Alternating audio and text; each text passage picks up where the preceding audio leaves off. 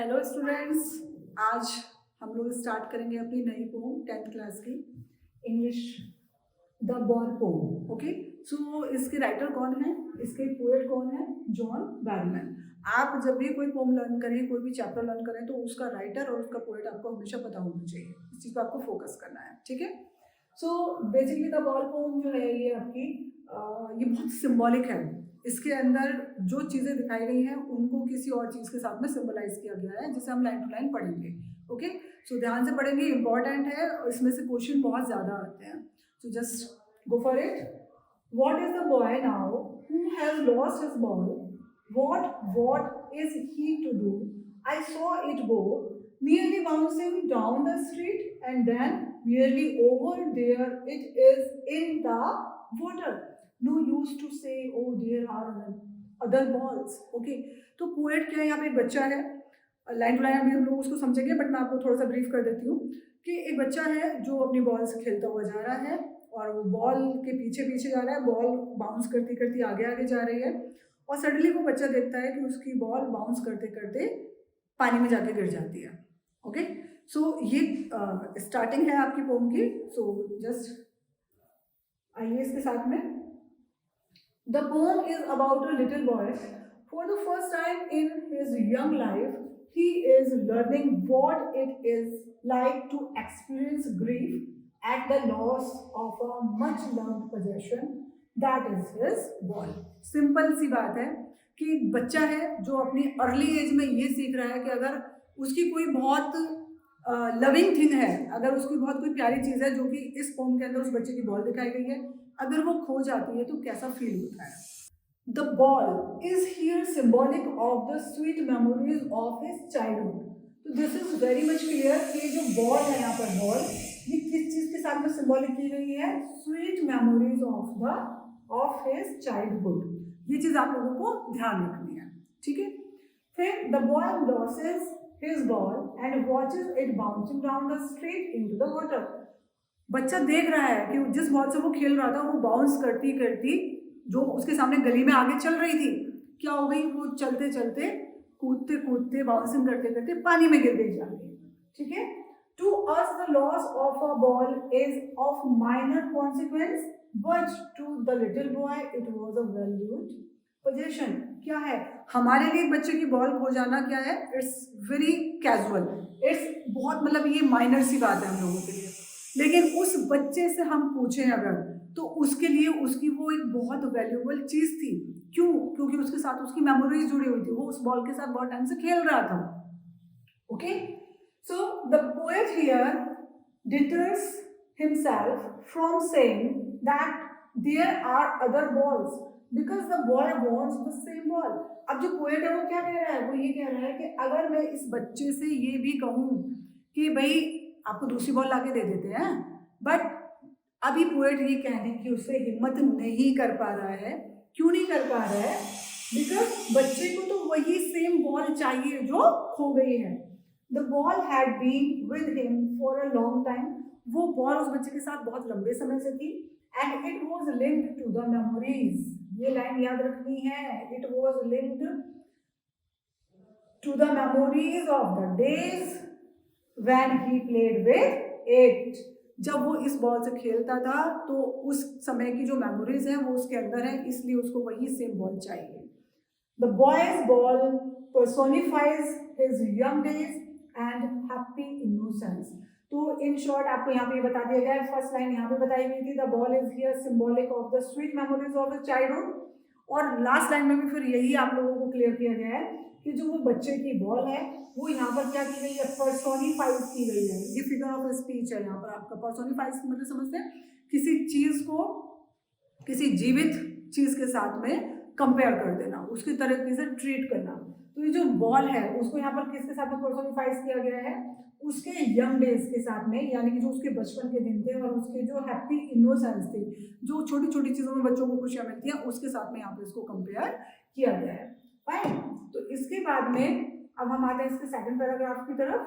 Second paragraph हमें दिया हुआ है, an ultimate shaking grief fixes the boy. अब जब वो बॉल कहाँ चली गई? पानी में चली गई, तो बच्चा क्या हो गया? एकदम से फिक्स हो गया है, ग्रीफ दुख आ गया उसके अंदर, वो उसको देखता रह गया एकदम से, वो हिल नहीं पा रहा है अपनी जगह से। As he stands rigid trembling staring down, क्या है वो बिल्कुल रिजिड हो चुका है। रिजिड समझ रहे हैं आप, वो अपनी जगह पर खड़ा रह गया है, बिल्कुल रिजिड हो जाना, अपनी जगह से नहीं हिल पाना, ठीक। ट्रैम्बलिंग, वो कांप भी रहा है, मतलब क्या कांप रहा है, उसका मन कांप रहा है कि भाई मेरी बॉल खो गई है। स्टीयरिंग डाउन, वो वही पानी में लेके जा रहा है जहां पर उसकी बॉल गिरी थी। All his young days into the harbour where his ball went, उसकी वो जो यंग डेज की जो मेमोरीज थी, जो उस बॉल के साथ में कनेक्टेड थी, वो कहाँ चली गई, वो सब की सब उस बेकार हो गई, और कहाँ चली गई, उस बॉल के साथ में पानी में चली गई। I would not intrude on him a dime, another ball is worthless. Okay, तो यहाँ पे जो पोएट है वो क्या कह रहे हैं, वो कह रहे हैं कि अरे भाई मैं उसको ये भी नहीं कह सकता कि भाई तुम मेरे से डाइम ले लो। डाइम क्या है बेटा, एक्चुअली यहाँ पर ना एक ये करेंसी है, जो जहाँ के पोएट हैं, जहाँ पे ये पोम लिखी गई है, ये वहाँ की करेंसी है। जैसे हम लोग बोलते हैं 1 रुपया 2 रुपया, तो उस तरीके से यहाँ पे डाइम है। कि मैं उसको ये भी नहीं कह सकता कि भाई तुम मुझसे एक डाइम ले ले मुझसे और जाके दूसरी बॉल ले ले, क्यों, बिकॉज ये जो कहना है इट विल बी वर्थलेस, ये मेरे लिए क्या, उस बच्चे के लिए बिल्कुल बेकार है, क्योंकि उसको नई बॉल से कोई मतलब नहीं है। He just wants his previous ball, the same ball. Okay, अब लाइन वाइज लाइन में इसका मीनिंग देख लेते हैं।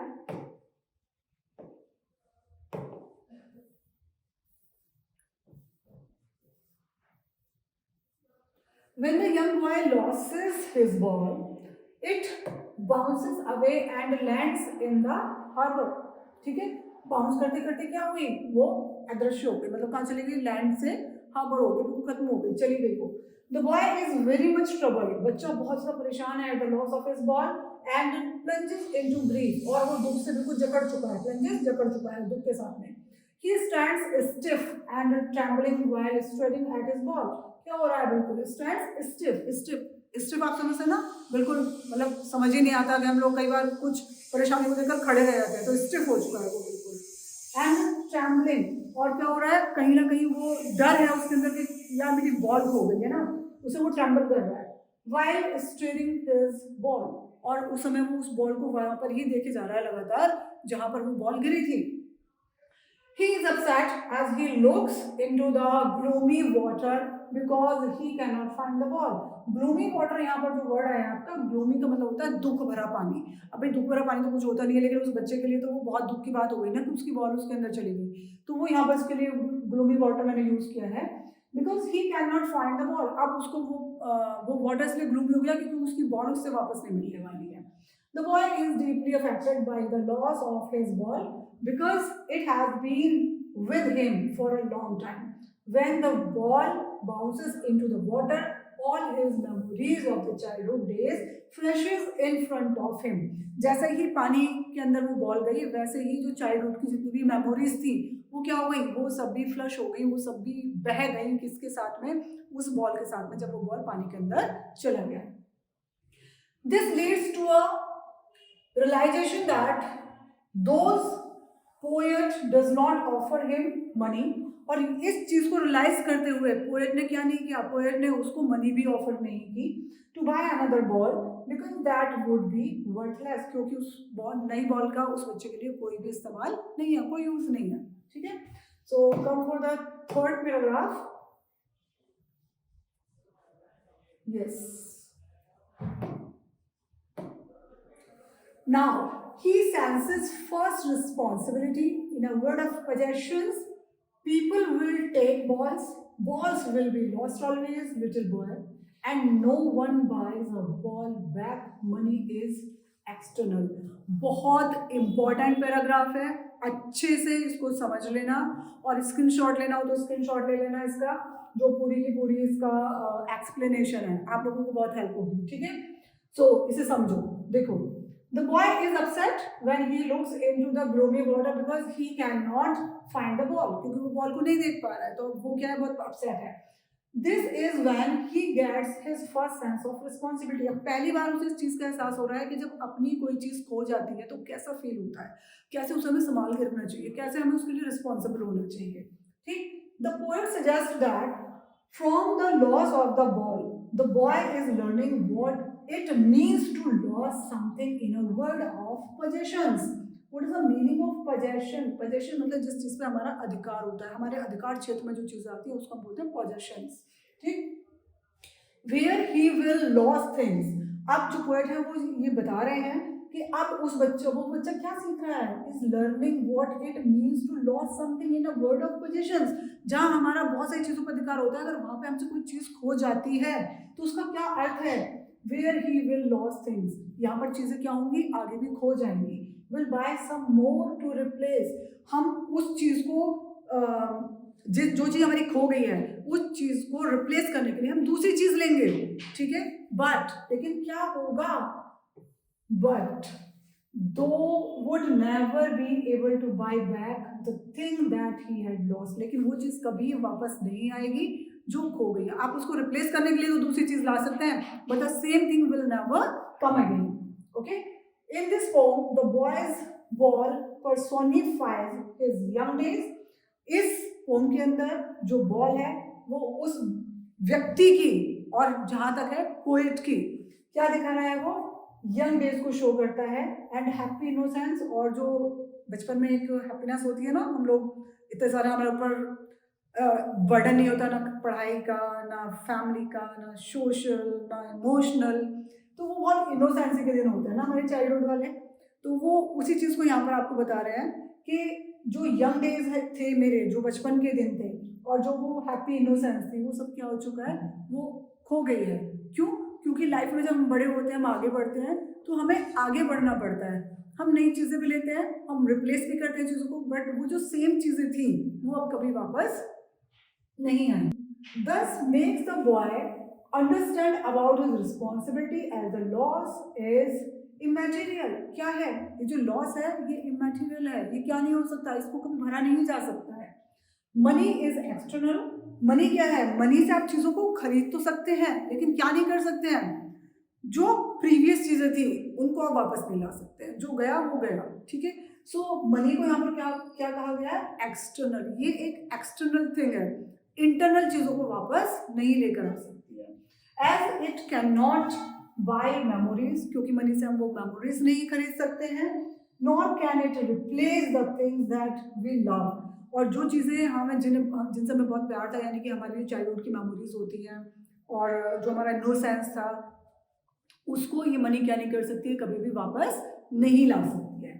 ठीक है, the things that really matter, और वो चीज़ें रियली हमारे लिए बहुत मैटर करती थी और आज भी करती हैं. मनी एक एक्सटर्नल चीज़ है, मनी उन चीज़ों को वापस लेकर नहीं आ सकती है. Right, so this was your poem and the last paragraph, he is learning. अगेन वो क्या कह रहे हैं, well behind his desperate eyes this epistemology of laws, how to stand up, knowing what every man must one day know and must know many days how to stand up. इसको line wise line देख लेते हैं. ठीक है, तो क्या कह रहा है ये यहाँ पर, the poet suggests that from the laws of the boy is learning how to stand up in a world of possessions. कि जो संसार है जहाँ पर हमारे अधिकार क्षेत्र में बहुत कुछ आता है, वहाँ पर अगर कोई चीज़ खो जाती है तो किस तरीके से हमें मैनेज करना चाहिए. The boy is learning what it means to loss something. बच्चा सीख रहा है कि कुछ खो जाने का अर्थ क्या होता है. The poet says that knowing that every man has to stand up after such losses. हर व्यक्ति को जब उसके जीवन में से कुछ चीज़ें खो जाती हैं तो क्या करना पड़ता है, उसको वापस तो स्टैंड अप होना ही है. ये नहीं है कि अगर हमसे कुछ खो गया है, हमसे कुछ छूट गया है तो हम उसके साथ ही बैठे रहें. नहीं, ऐसा नहीं होता है. हमें क्या करना पड़ता है, हमें उन चीज़ों को पीछे छोड़कर आगे बढ़ना पड़ता है. ठीक, so the boy too will learn how to stand up. सब लोग सीखते हैं, वो बच्चा भी सीखेगा कि मेरा जो लॉस हुआ है उसके बाद मुझे कैसे स्टैंड अप करना है. ठीक है, and leave the losses behind. और जितने भी लॉस हो चुके हैं उनको क्या करना पड़ेगा, उनको पीछे छोड़ना पड़ेगा. As he would have understood the true meaning and nature of loss. उसको समझना होगा कि नेचर ऑफ लॉस जो है, जो कभी कुछ खो जाता है या कभी कुछ जो पीछे छूट जाता है, उसका रियल मीनिंग क्या है. And one more thing I would like to know you that इसके अंदर ये दिया हुआ है आपका, and most no many days how to stand up. ठीक है, on doing what every man must one day know. यहाँ पर जो पोएट है इसको मैं थोड़ा सा आपको अलग से बता रही हूँ, बिकॉज बेटा लास्ट में जो 2 पैराग्राफ्स हैं दीज आर वेरी इंपॉर्टेंट और इनको अच्छे से करना था यार। तो देखो जो यहाँ पर पोएट है वो क्या कह रहे हैं कि हर व्यक्ति को एक ना एक दिन ये सीखना पड़ता है कि जो हमारे लॉसेस हो गए हैं उनमें से हमें कैसे बाहर आना है। सेकंड थिंग वो क्या बोल रहे हैं, and most no many days, कुछ लोगों को ये चीज़ समझने में कि जो हमारा लॉस है उसको जब हमें लॉस को रिप्लेस करना है तो कुछ लोग उसमें बहुत ज़्यादा समय ले लेते हैं, कुछ लोगों को बहुत समय लगता है हाउ टू स्टाइल आउट, और कुछ लोग कम टाइम में सीख जाते हैं कि कैसे हमें उस प्रॉब्लम से बाहर आना है। But the moral of the story ये है कि आपको उन लॉसेस से बाहर आना होता है, उसके लिए हम अपनी लाइफ को रोक नहीं सकते हैं। फाइन, तो अब हम देखेंगे इसका कंक्लूजन। सो कंक्लूजन कह लीजिए या थीम कह लीजिए, इसका क्या है आपकी पोम का। The pome successfully describes how we may feel to lose something that we love and grow up eventually without it. Very simple, बहुत आराम से पोएट ने यहाँ पर आपको ये चीज़ समझाने की कोशिश की है कि जब हमारी लाइफ में हमसे कुछ खो जाता है, हमसे कुछ चीज़ें अलग हो जाती हैं, तो उसके बाद में भी क्या करना पड़ता है, जिनके साथ हम जिनसे हमें बहुत प्रेम था या जब हम ग्रो हो रहे थे वो चीज़ हमारे साथ थी, लेकिन अगर वो खो जाती है, उनका लॉस भी हो जाता है, तब भी आपको क्या करना पड़ेगा, उन्हें पीछे छोड़ के उनसे आगे बढ़ना पड़ेगा।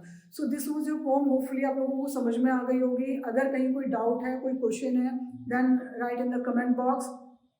इस पोम के जो भी इसके लिटरेरी डिवाइस हैं, जो इसके बाकी इसके अंदर जो आपकी राइमिंग स्कीम्स आती हैं, बाकी मतलब ये कुछ भी जो आपका क्वेश्चन होगा वो आप कमेंट बॉक्स में डाल दीजिएगा। और अगर आपको लगता है कि आपको इन 10th क्लास की इंग्लिश के नोट्स चाहिए तो वो भी आप हमें हमारी मेल आईडी पर बता सकते हैं, तो we will forward you notes. Okay, thank you so much. और जब तक मैं नई पोम के साथ आती हूँ तब तक इसको अच्छे से लर्न कर लो, तैयार करो, क्वेश्चन है कमेंट बॉक्स में डालो, और till then bye bye, take care, अपना ध्यान रखो।